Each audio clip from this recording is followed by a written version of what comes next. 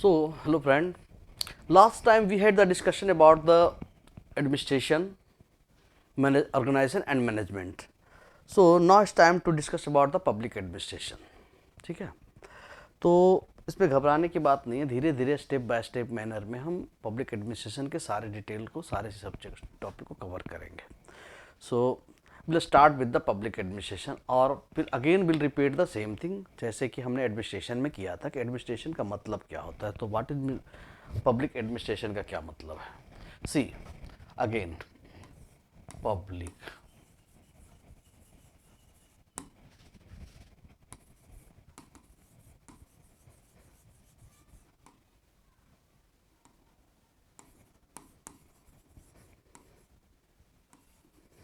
ठीक. तो हमने एडमिनिस्ट्रेशन को क्या कहा था, टू मैनेज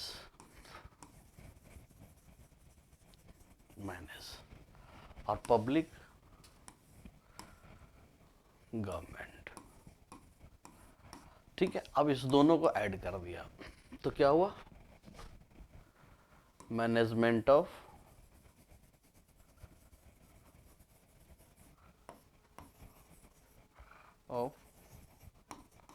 गवर्नमेंट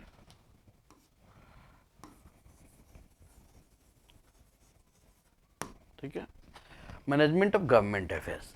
ठीक, तो पब्लिक ये हम अभी हमें पता है कि it's not a complete definition, but हमने फिर से इसको समझने के लिए ये क्या बेसिक इन्फॉर्मेशन दिया है कि public means government, administration means to manage और टू सर्व. ठीक है, दोनों को क्लब किया तो मैनेजमेंट ऑफ गवर्नमेंट अफेयर्स होते हैं. अब सी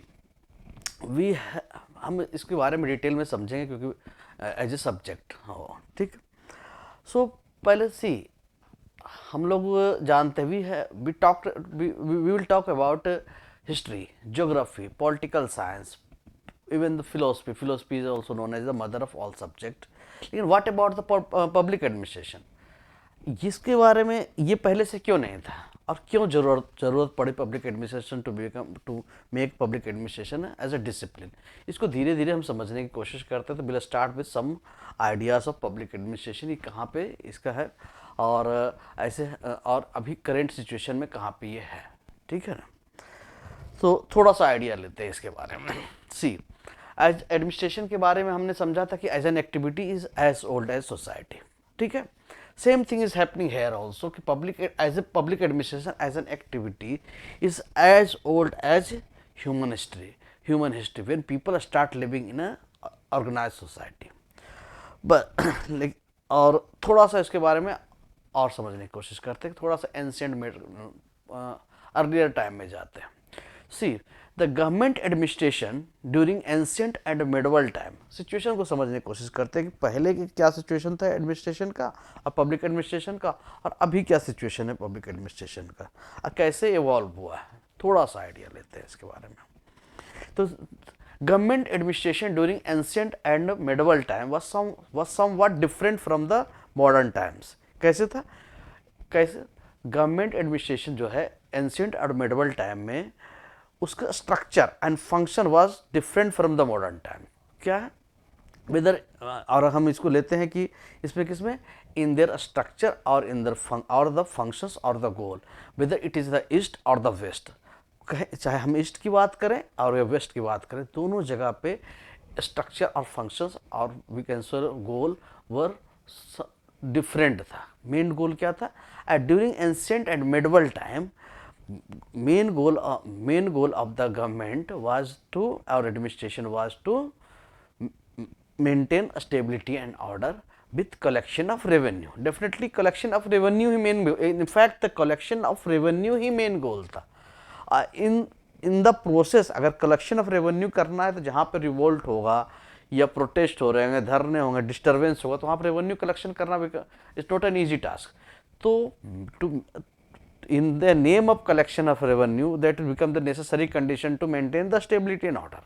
तो हम ऐसे नहीं बोल सकते, तो ऐसे समझने की कोशिश करते हैं कि the main goal was to maintain a stability and order and the collection of revenue. अब बात वेलफेयरिज्म की बात करें तो it was not the main intention or main goal. It was, we can say that it was incidental और optionally undertaken. जैसे हम कह सकते हैं कि हिटलर का एग्जाम्पल ले लेते हैं, चलो, ऑल्दो इससे कनेक्टेड नहीं है, कि अगर हिटलर ना होता, ना वर्ल्ड वार टू होता, ना इंडिया आज़ाद होता, it will take another 100 years, ठीक है ना। तो इसका मतलब ये नहीं है कि हिटलर का मेन मोटो था कि इंडिया को आज़ाद करना। सो during ancient time or earlier time, it was not the main goal. Welfareism was not the main goal. It was only with the rise of modern welfare state and the multiplications of the state function in 19th century, which 19th century, that old patriarchal hereditary state officialdom was replaced by public bureaucracy, ठीक है, which was recruited on the basis of public law.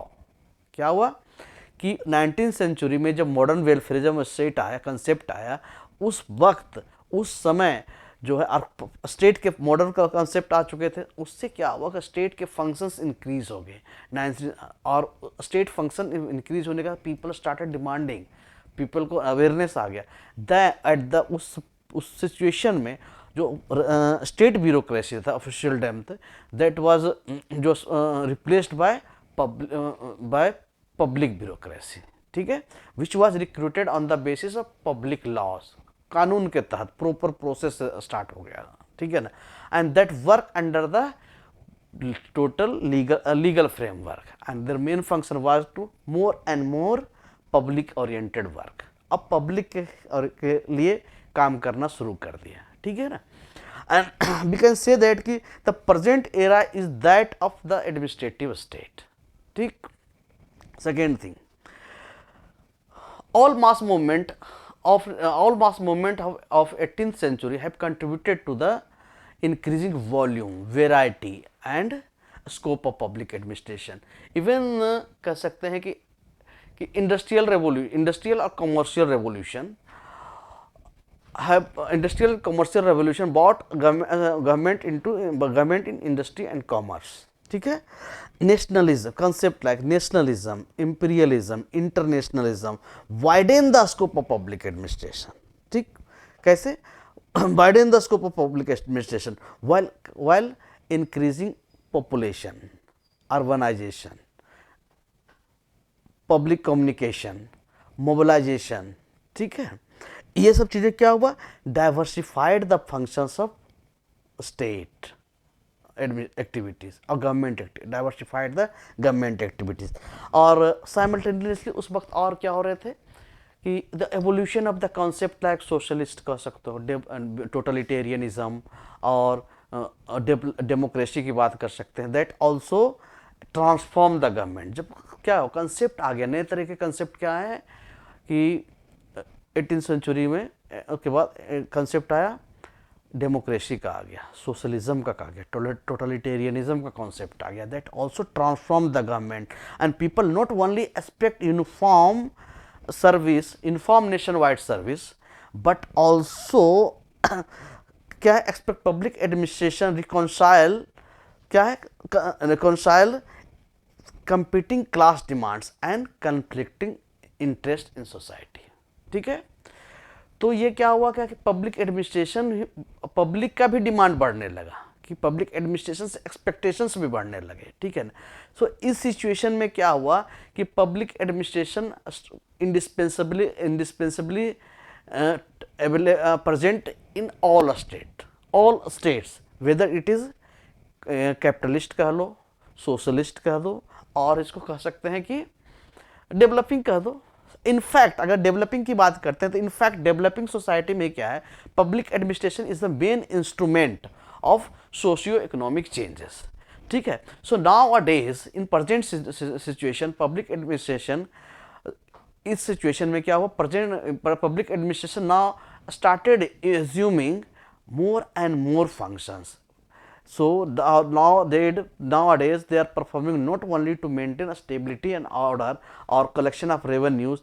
Nowadays they are taking the charge of like running the hospitals, colleges, educational institutions, transportations, railway, security, ठीक है। So number of functions you can मतलब hardly any areas where public administration is not available.